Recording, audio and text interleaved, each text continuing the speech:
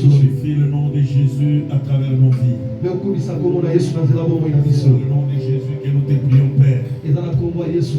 Avec action de grâce et toute l'assemblée, nous disons Amen. Tel que nous sommes debout, nous allons faire la lecture de la parole de Dieu. Dans Exode chapitre 12. Le verset 1 à 14. Nous nous mettons debout pour honorer la parole de Dieu.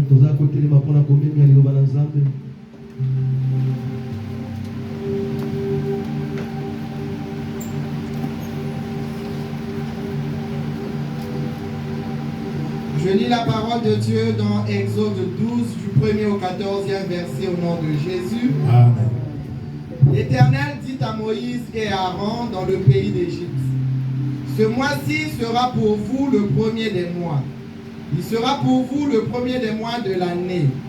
Parlez à toute l'assemblée d'Israël et dites: le 10e jour de ce mois, on prendra un agneau pour chaque famille, un agneau pour chaque maison.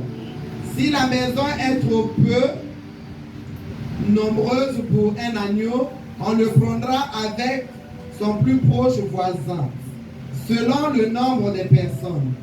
Vous compterez pour cet agneau d'après ce que chacun peut manger.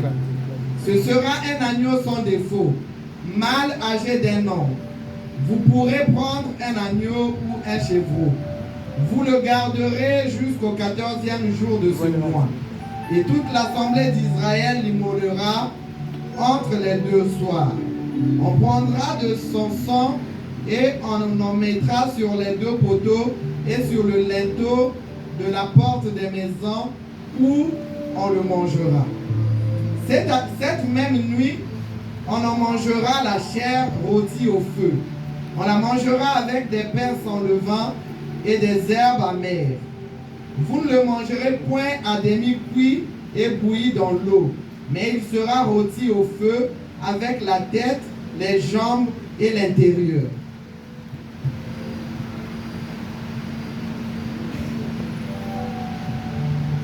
Vous n'en laisserez rien jusqu'au matin, et s'il en reste quelque chose le matin, vous le brûlerez au feu.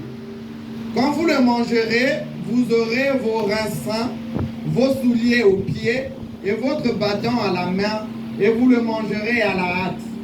C'est la Pâque de l'Éternel. Cette nuit-là, je passerai dans le pays d'Égypte et je frapperai tous les premiers-nés du pays d'Égypte, depuis les hommes jusqu'aux animaux, et j'exercerai des jugements contre tous les dieux de l'Égypte. Je suis l'Éternel. Le sang vous servira de signe sur les maisons où vous serez. Je verrai le sang et je passerai par-dessus vous. Et il n'y aura point de plaie qui vous détruise quand je frapperai le pays d'Égypte. Vous conserverez le souvenir de ce jour et vous le célébrerez par une fête en l'honneur de l'Éternel. Vous le célébrerez comme une loi perpétuelle pour vos descendants. Parole du Seigneur. Amen. Avant de vous asseoir, saluez 2-3 personnes. Et saluez, souhaitez la bienvenue dans la maison de Dieu. Avec un sourire, souhaitez la bienvenue dans la maison de Dieu. Mets-toi debout, tourne-toi autour de toi, salue 2-3 personnes. Ne sois pas égoïste, même en salutation. Tu ne l'as pas vu toute la semaine. Souhaite-le quand même la bienvenue.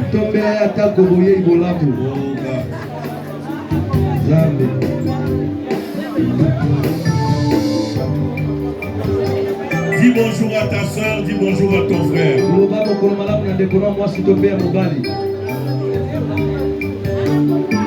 Dis bonjour à ta soeur, dis bonjour à ton frère.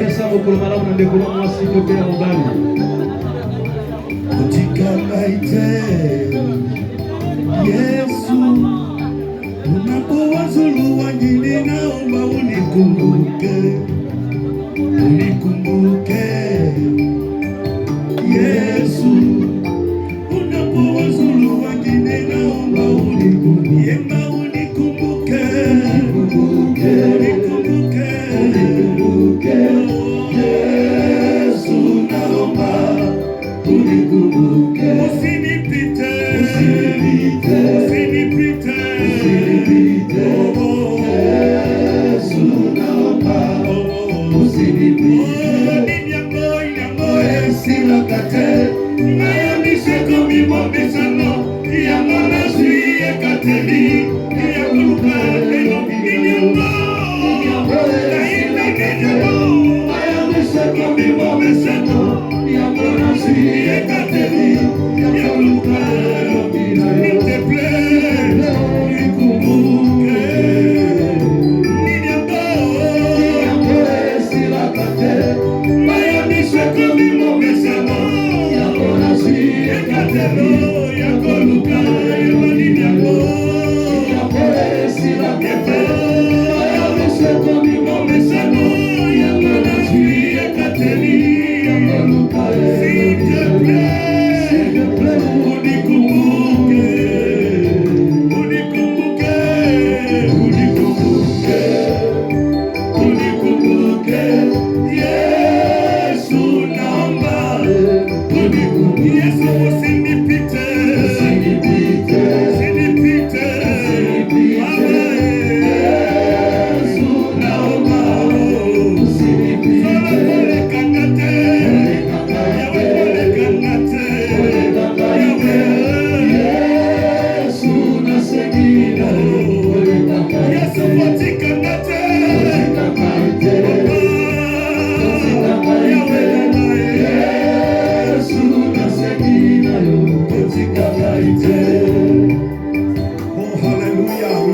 glory. Amen. Nous rendons gloire au Seigneur. La bonne nouvelle que je vous ai annoncée. Nous commençons aujourd'hui un séminaire de 14 jours. Wow, il n'y a que 2 personnes qui ont compris cela. Nous annonçons un séminaire qui commence aujourd'hui de 14 jours. Et l'objectif de ce séminaire, c'est la Pâque. Et la Pâque, nous allons partir avec la prière jusqu'à ce qu'on va nous ouvrir mon carnet. Notre prière dans ces 14 jours est que Dieu nous donne mon carnet. Alors, si tu es d'accord avec moi, acclame très fort. Si tu es d'accord avec moi, acclame très fort. Voilà pourquoi avec le frère Alexis, nous avons chanté Unikumbuke, ça veut dire souviens-toi de moi. Unikumbuke, Yesu, unapowazulu wengine naomba unikumbuke. Baba unikumbuke, unikumbuke, Yahweh unikumbuke, Yesu naomba unikumbuke. Solo katika ngate, katika ngaite, Yahweh nana. Solo kole kambate, kole kangaite, Yahweh nana. Yesu nasengi, toya migamo, esila kate, maya miseko bimo besano, yamona suye kateli, yakoluka, nigamo esila kate, maya miseko bimo besano, yamona suye kateli, yakoluka, s'il te plaît, s'il te plaît, unikumbuke, unikumbuke, unikumbuke, Yesu naomba, unikumbuke. Amen. On acclame très fort le Seigneur.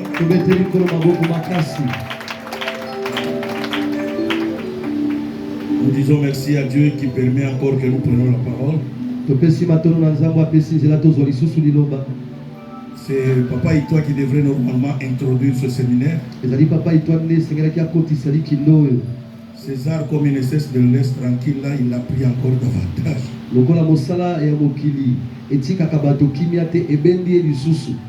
Il a dit, papa va introduire, moi je vais venir encore en retard à cause de César. Le thème de notre séminaire, la délivrance des familles par la Pâque.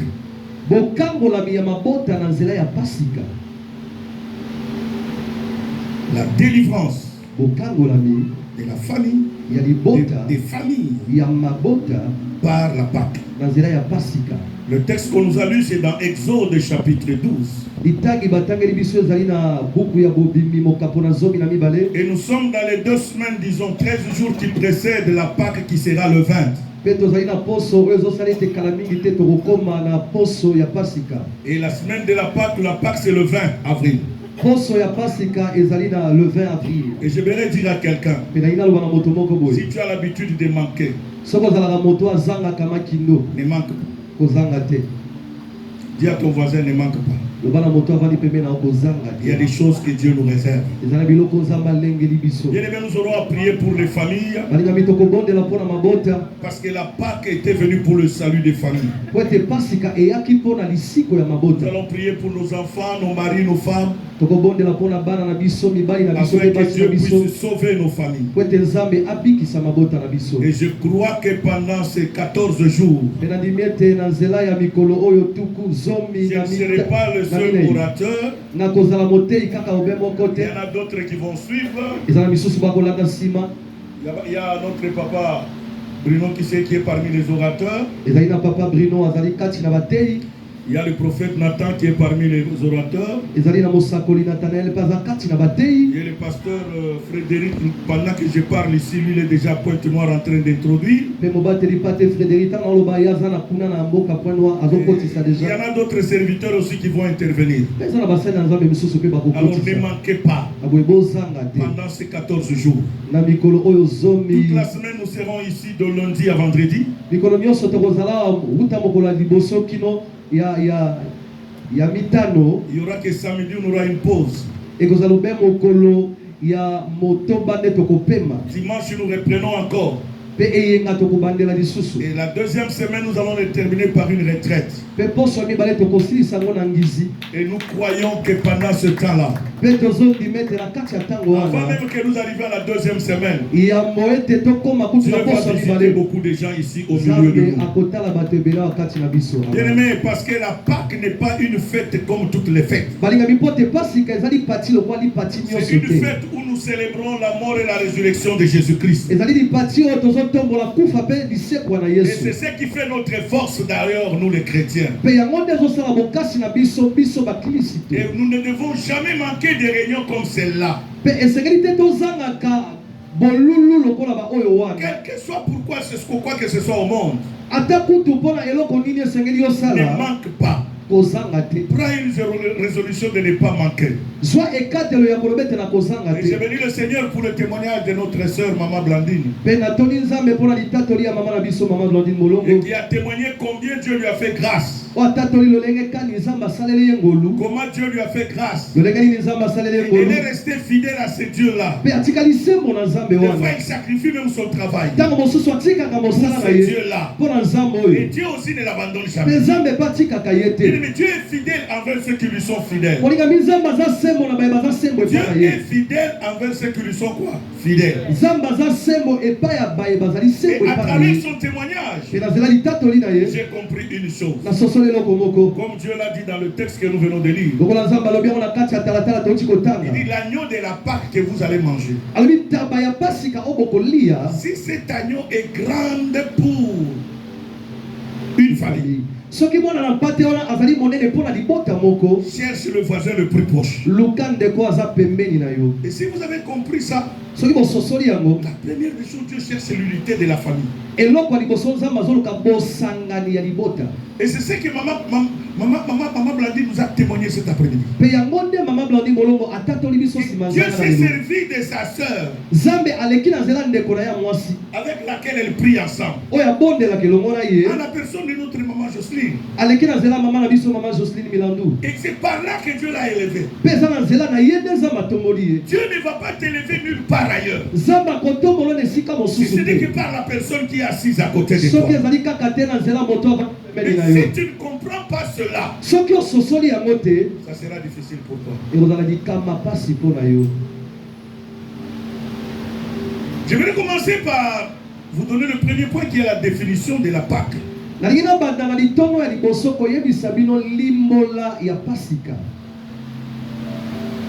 C'est une fête chrétienne célébrant la résurrection de Jésus-Christ.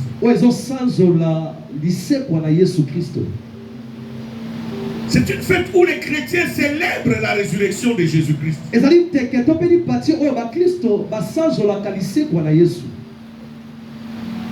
Deuxième définition, c'est le passage de la mort à la vie.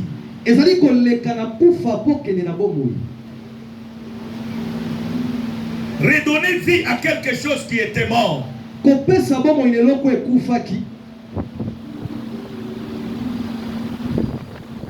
Troisième définition, c'est le triomphe de Jésus-Christ sur la mort. Donc si Jésus a vaincu, a triomphé la mort, c'est pour dire toi aussi tu dois vaincre la mort. C'est ton amen qui ne me pousse pas à avancer. Donc à travers ces 14 jours, nous venons avec un objectif d'amener la résurrection dans la vie de quelqu'un.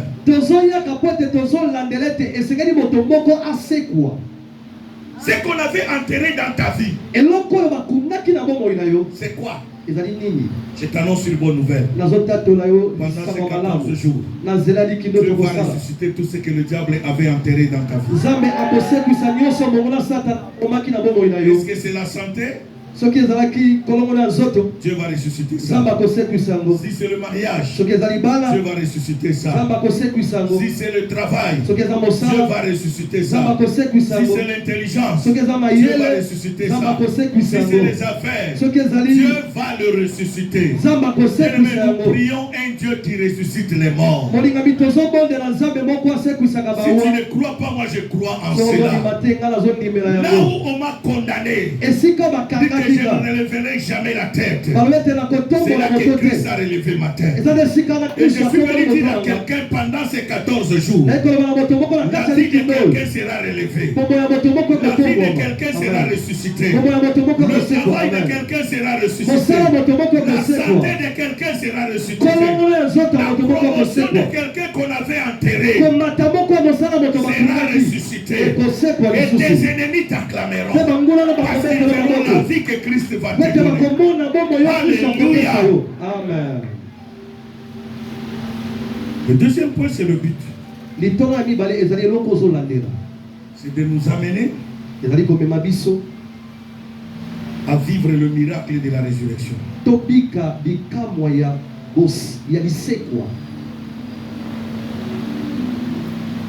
Vivre le miracle de la résurrection. Deuxième objectif que nous allons poursuivre, c'est de nous amener à vivre l'unité de la croix.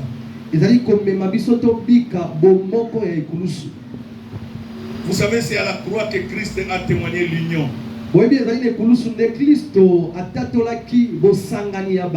Bible déclare, il en a fait des deux, un. Dites amen plus fort. Amen. À cause de sa mort, toi et moi nous sommes devenus enfants de Dieu. À cause de la croix, nous fûmes pardonnés. Nous fûmes pardonnés.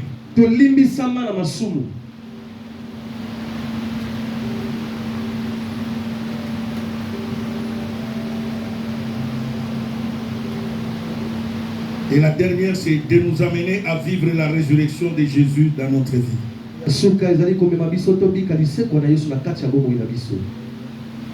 Alors, entrons un peu dans le texte. Aujourd'hui, je vais parler sur le premier verset et jusqu'au quatrième verset.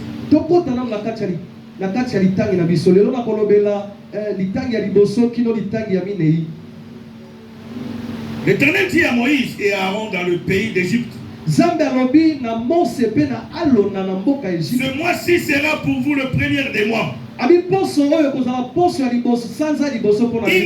pour vous le premier du mois de l'année. Le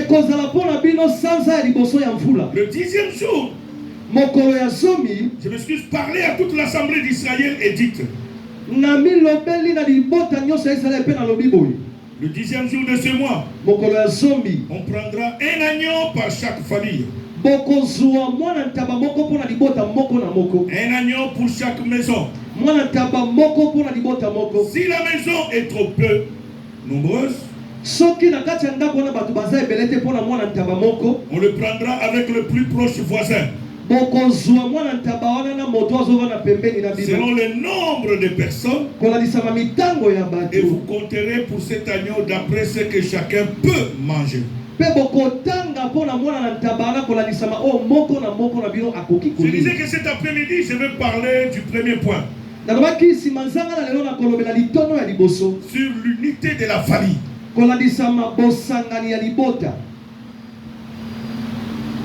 La Pâque, c'est la fête de l'unité de la famille.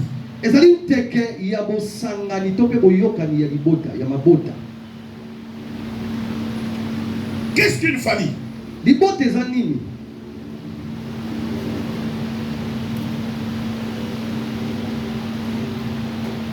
C'est une entité où sont réunies des personnes bien identifiées.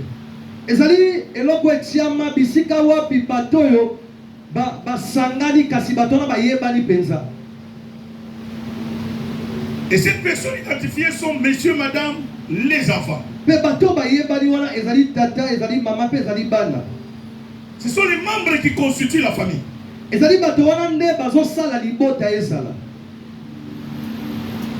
Dieu, dans son amour, il a voulu autour de la Pâque réunir la famille.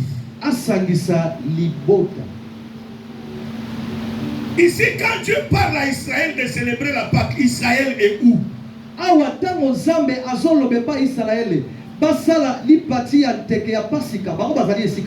Israël est en Égypte, en esclavagisme. Et Dieu comprend que pour qu'Israël sorte de l'Égypte, il faut que les familles se réunissent. Il faut que les familles se réunissent. Papa est là. Maman est là. Les enfants sont là. Si papa n'est pas là, il est déjà parti. Maman doit être là. Si maman n'est pas là, elle est morte. Papa doit être là. C'est ça les membres qui composent la famille. Et Dieu dit, vous devez réunir les familles. Et la Pâque doit être célébrée nulle part ailleurs que dans sa propre famille. Le Dieu que nous prions, le Dieu que nous venons chercher en ce lieu, c'est le Dieu des familles réunies. Amen. Pour preuve, Dieu a posé la question à Jésus un jour. Nous qui avons quitté, Jésus a dit, vous qui avez quitté à cause du royaume, vos familles, vos enfants, vous aurez une autre famille. Dites Amen. Amen. Vous aurez quoi? Une autre famille. C'est comme ça, elle a intervenu dans la vie de celle-là. Pourquoi? Il a dit ça, c'est ma jeune soeur que Christ m'a donné, à qui par le sang de Jésus. Elle n'a pas regardé les origines tribales, mais elle a regardé les origines du sang de Jésus. Amen, amen.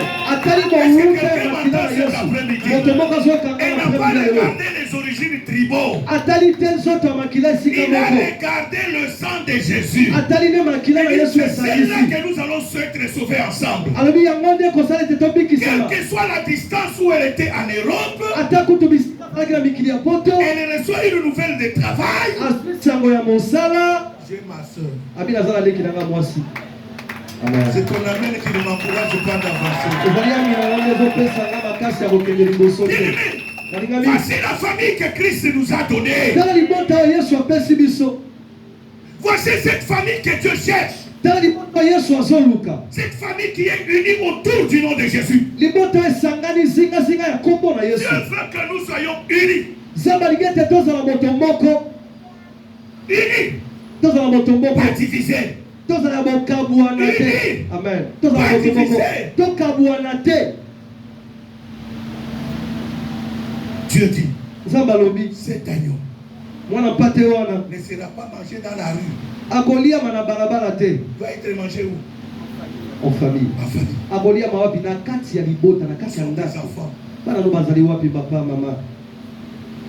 Où sont tes enfants, mon frère et ma soeur?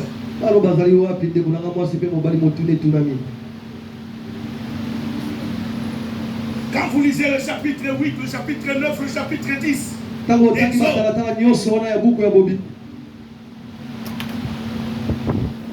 Pharaon dit à Moïse, ok, vous allez partir. Vos femmes vont rester. Les enfants vont rester. Les vos biens vont rester. Moïse dit, pas question. Nous irons avec nos femmes, avec nos enfants, avec nos jeunes, et nos vieillards, et nos biens. Même pas un ongle. Même pas un ongle ne va rester. Mais comment toi tu viens à l'adoration? Tu laisses tes enfants là-dedans.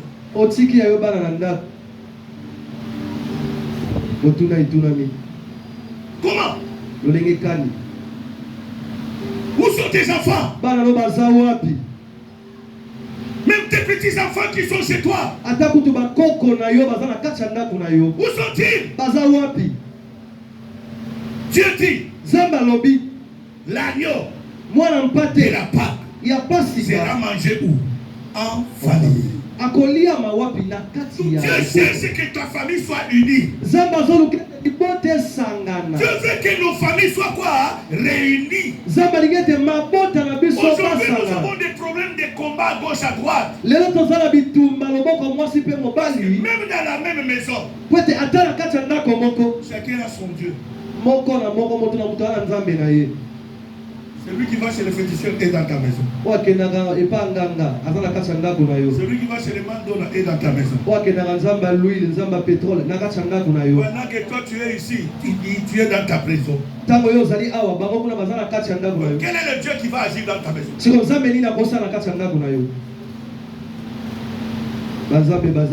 Oh, Dieu dit. Dieu dit. L'agneau de Pâques doit être mangé dans la maison. Si la maison est trop petite, en d'autres termes, si l'agneau là qui doit être immolé est plus grand que le nombre de personnes qui sont dans cette maison, ouvrez la porte, ouvrez la barrière. Prenez le voisin le plus proche. En d'autres termes, qui n'a pas de moyens de s'acheter quoi? L'agneau de la Pâque. Allez-y le chercher. Qu'il vienne manger avec vous. Parce que cet agneau-là, on ne va pas jeter. On ne va pas jeter. Il n'y a pas question de restant. Ça, j'ai toujours dit aux gens qui jettent la nourriture. C'est un péché. Hein? Au même titre que l'impudicité. Tu dis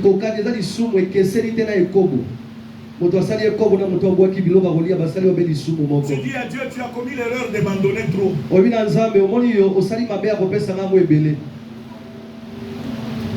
Bien-aimé, quand tu vas te servir, sers-toi en connaissance des causes de ton estomac. Et pas remplir l'assiette pour après voir. Tu sais combien de gens sont dormis affamés?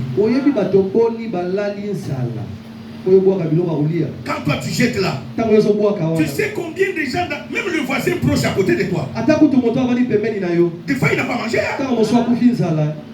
C'est pas qu'il est dans le jeûne, hein? Mais des fois qu'il n'a pas mangé. Mais quand toi tu jettes là, tu veux dire quoi? Dieu, tu as commis l'erreur.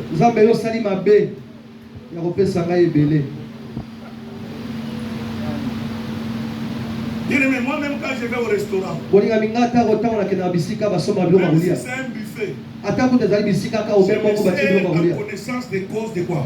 De mon estomac.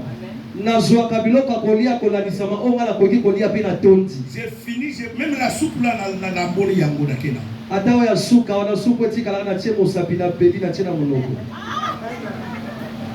Il t'amène le plus fort. Amen. Bien-aimé, ne commets jamais la bêtise, oh c'est mon argent, c'est ton argent. Mais c'est Dieu qui t'a donné cet argent, il t'a pas dit de le gaspiller. La Bible dit, de la même façon, il fait pleuvoir la pluie sur le juste, c'est la même façon qu'il fait pleuvoir cette même pluie sur le méchant.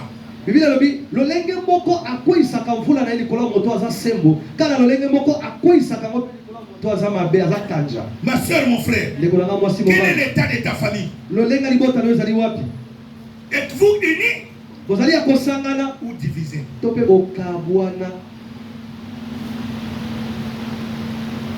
Est-ce que as-tu déjà eu même le réflexe de prier pour quelqu'un qui dort avec toi même sur la même maison? Aussi on soit tali bazo akokanisa moto vana kana ina komoko.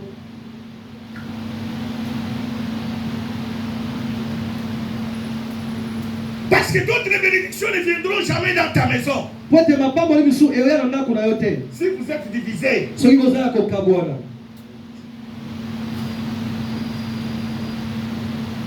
cela que Dieu dit, cet agneau-là, vous n'allez rien jeter. S'il est trop gros, cherchez des voisins les plus proches pour que vous ne jetez pas. En d'autres termes, qu'est-ce que Dieu voulait nous apprendre? Le partage.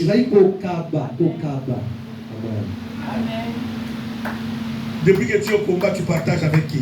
On ne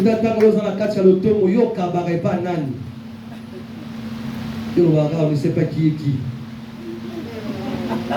Je vais connaître d'abord l'état d'âme. L'état d'âme, wapi? Dieu te partage.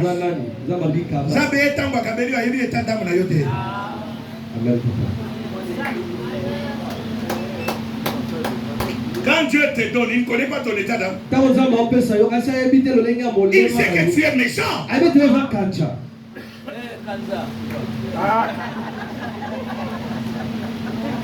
Dieu sait que tu es méchant. Dieu te connaît très bien. À moindre détail. Même quand il te donne, l'objectif de Dieu c'est quoi? Partage même avec le malheureux qui est à côté de toi. Mais c'est ça la fête de la Pâque. Vous savez, moi je suis écœuré de notre époque. Je suis en train de le dire à quelques frères ici. J'ai dit, le jour d'ouverture, ne commettez pas l'erreur que Kabea soit là.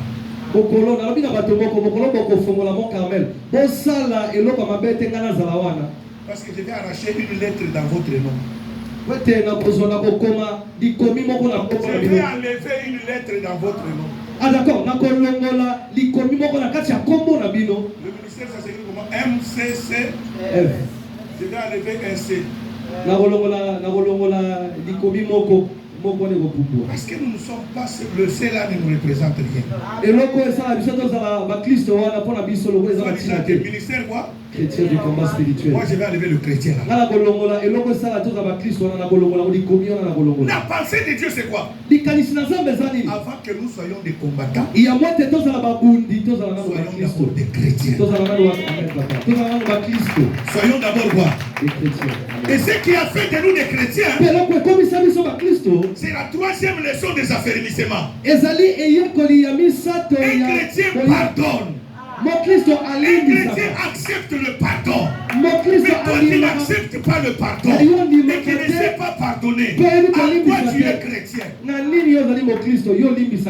Oh, Jésus à la croix, il a dit Père, pardonne-leur, car ils ne savent pas.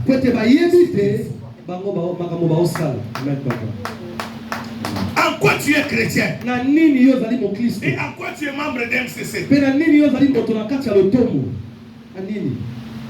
Nous la Pâque ici. C'est pour que nous redevenons des véritables chrétiens. Amen. Nous redevenons d'abord quoi? Des chrétiens. Des chrétiens. On dit ministère chrétien. Et toi tu dis Batowana na buvandaka na bangote. Yonzambe tonani.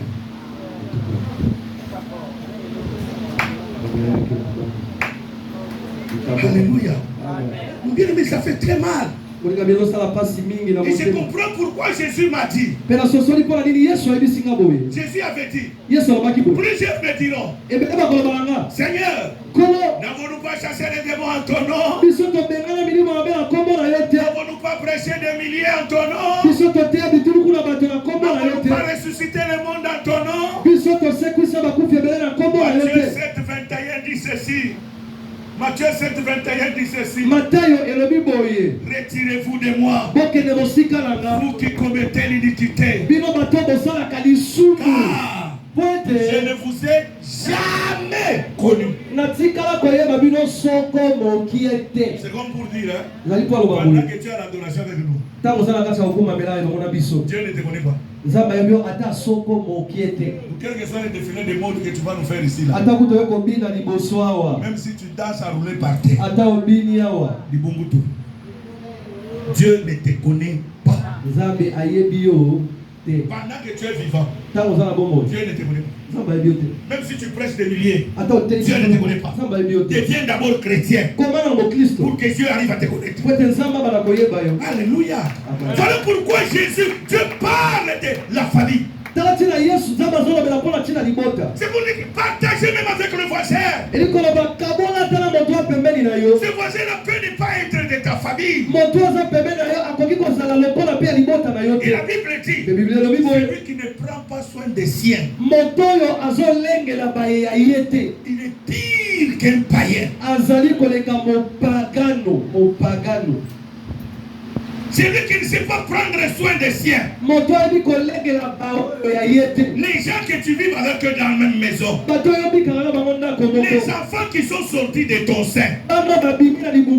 Tu les laisses éparpiller n'importe comment. Ils ne sont même pas convertis. Ils ne prient même pas. Et toi-même tu ne pries même pas pour eux pour qu'ils se convertissent. Et tu dis que Dieu bénit moi. Même si Dieu là est ton cousin, vraiment, il va se fâcher. Cette semaine, bien-aimé, c'est la semaine de la guerre pour récupérer nos familles. Bien-aimé, soyons unis.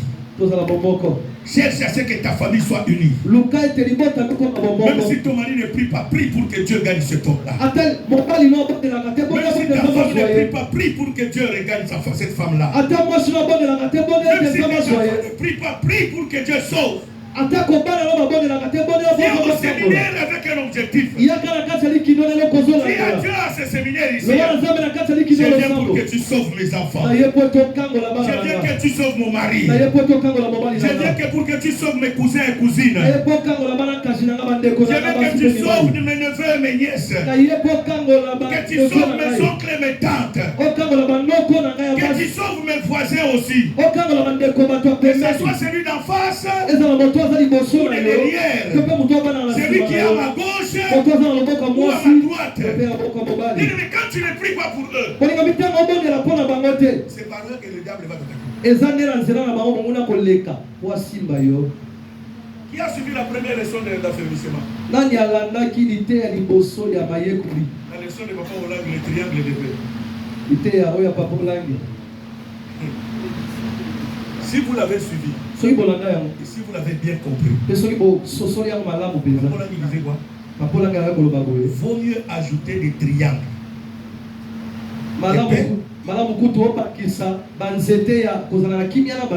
que les triangles des problèmes.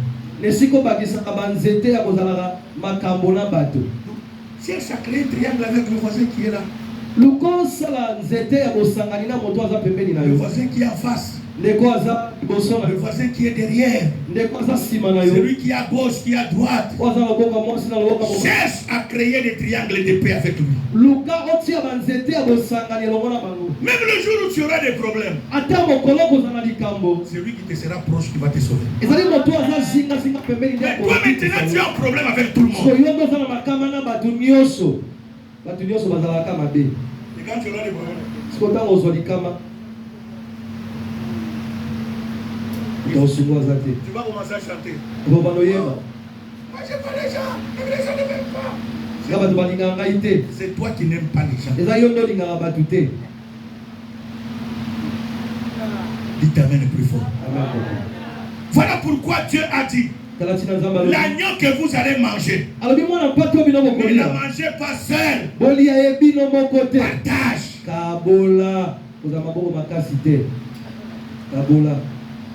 Partage.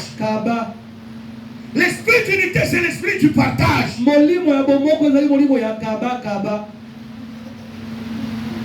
Partage.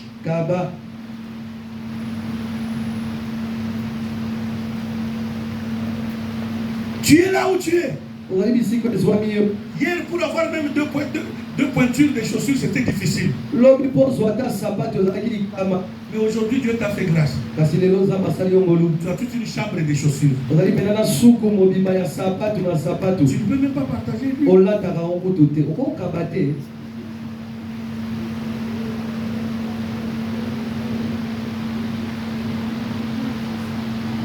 Il y a même des habits qui commencent à moisir dans ton garde-linge. Tu as porté ça qu'une seule fois. Autour d'une fête. À chaque fête, tu es en habit nouveau. Chaque bonne année, habit nouveau. Chaque mariage, habit nouveau.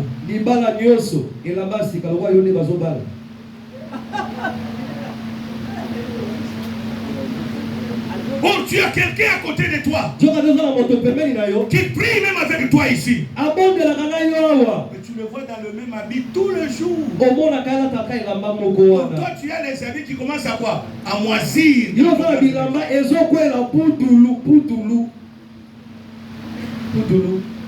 Même tes propres frères et sœurs, tu ne peux pas les partager.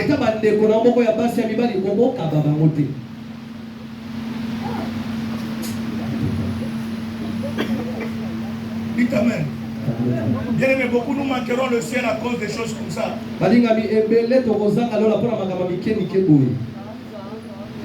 Nous manquerons quoi? Le ciel. À cause de ça. Manque de partage. Quand Dieu parle de manger l'agneau en famille, et Dieu dit, si c'est gros, associer les voisins. Le voisin le plus proche. Il y a quelque chose qui a étonné notre papa. Papa Bruno, on était avec lui samedi. Il fait le témoignage de notre frère Josué.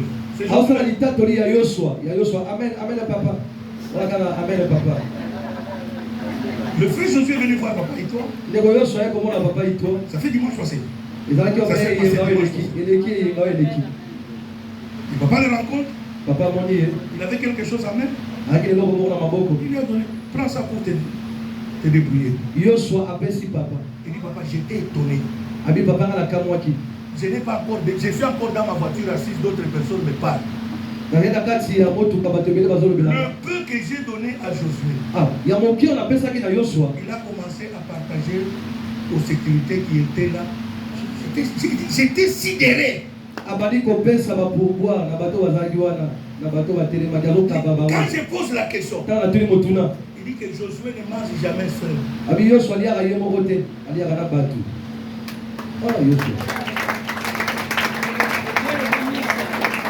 Oh, il est malheureux. Mais le peu qu'on lui donne, il peut partager.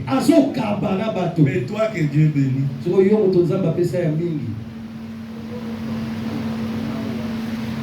Même mon bout de zagi le beau pété.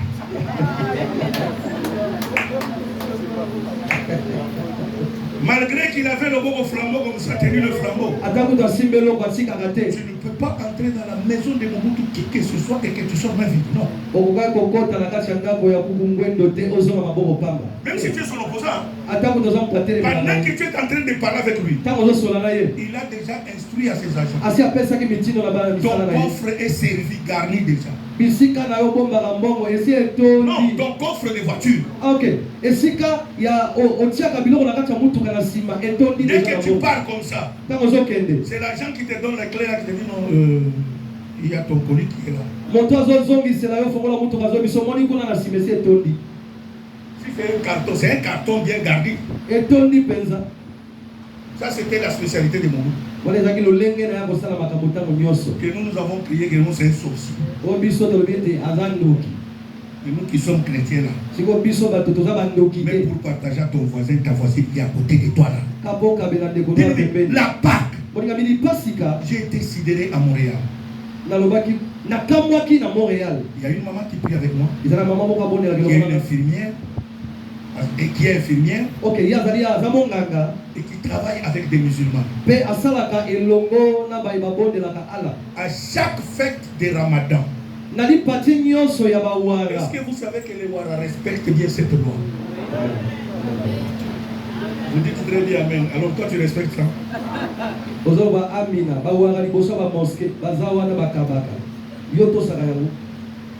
Et chaque fin de Ramadan, elle m'apporte une offrande. Cette offrande, c'est pas pour elle. C'est sa collègue de service qui est musulmane. Moi, on m'a dit de donner l'offrande à partager à mes voisins. Prends l'offrande, si toi tu ne veux pas manger, va donner à ton pasteur. Et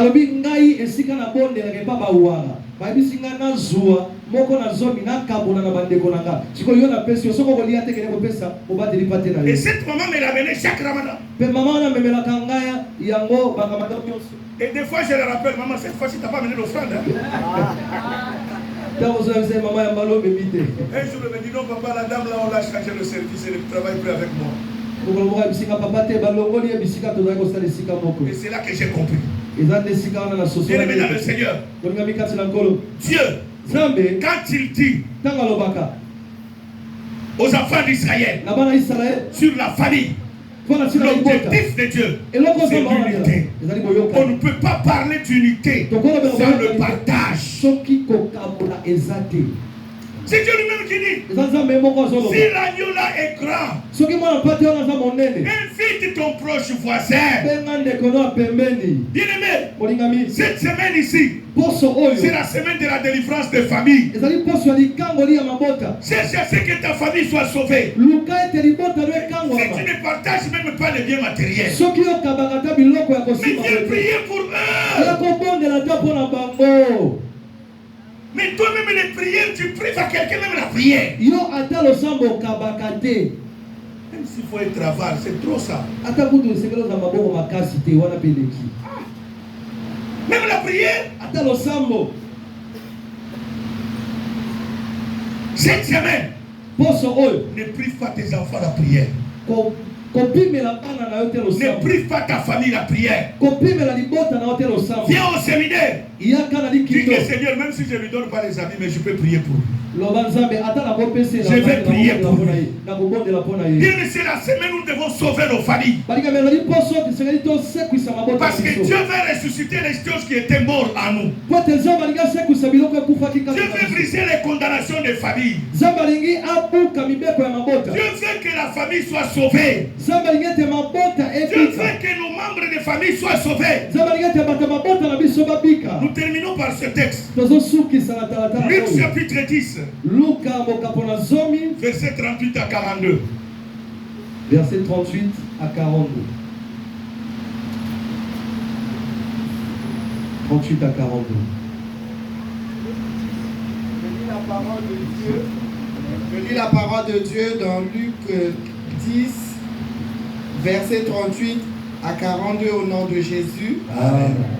Quand Jésus était en chemin avec ses disciples, il entra dans un village et une femme nommée Marthe le reçut dans sa maison. Elle avait une sœur nommée Marie qui s'étant assise aux pieds du Seigneur écoutait sa parole. Marthe, occupée à divers soins domestiques, survint et dit: Seigneur, cela ne te fait-il rien que ma sœur me laisse seule pour servir? Dis-lui donc de m'aider. Le Seigneur lui répondit: Marthe, Marthe, tu t'inquiètes et tu t'agites pour beaucoup de choses. Une seule chose est nécessaire. Marie a choisi la bonne part qui ne lui sera point ôtée. Parole du Seigneur. On acclame très fort la parole de Dieu.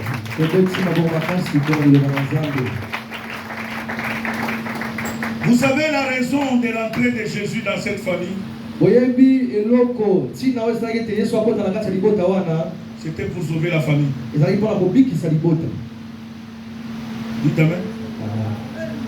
Si Jésus était entré dans cette famille, c'était pour sauver la famille.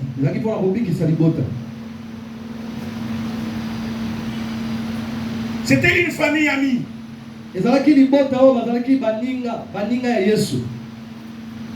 Et leur jeune frère, Lazare, était l'ami de Jésus.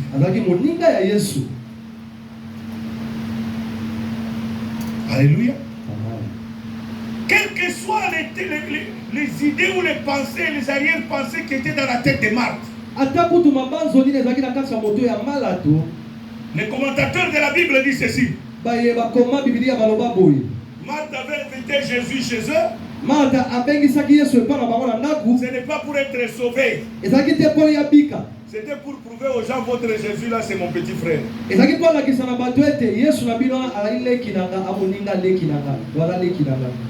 Dites amen plus fort. En décembre 2022, je me retrouvais en Côte d'Ivoire à Abidjan. Je tenais une croisade d'évangélisation dans un village à Saint-Franc.